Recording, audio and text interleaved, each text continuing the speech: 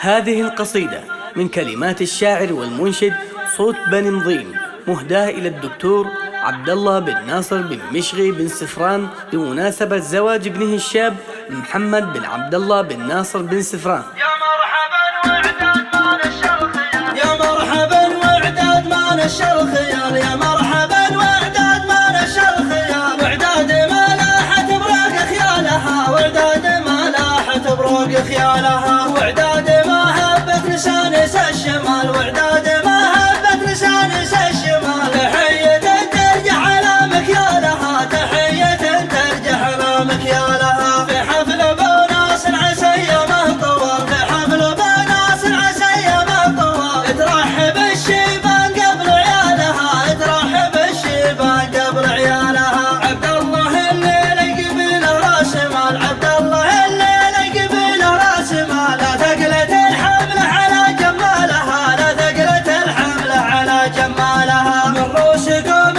ما تهاب من القتال، من روس قوم ما تهاب من القتال، خيالة البرهة تعد افعالها، خيالة البرهة تعد افعالها، الاد بن دراج مروية السلال، الاد بن دراج مروية السلال، في المعركة ما ينثني خيالها، في المعركة ما ينثني خيالها، خنافر تثبت مثل صم الجبال، خنافر تثبت مثل صم الجبال، ما تثبت البيد بدون جبالها، ما تثبت البيد بدون جبالها، نسبت يا محمد كريم السبال، نسبت يا محمد كريم السبال، رؤوس الرجال الإكرام سبالها، رؤوس الرجال الإكرام سبالها، أفعالهم وأمجادهم مضرب مثال، أفعالهم وأمجادهم مضرب مثال، عواطف ما ينثني خيالها، عواطف ما ينثني خيالها، حماية الموقف بداغش الرجال، حماية الموقف بداغش الرجال، يوم المواقف مالها لرجالها، يوم المواقف مالها لرجالها، كل القبايل وافية في كل حال، كل القبايل وافية في كل حال، والله ونعم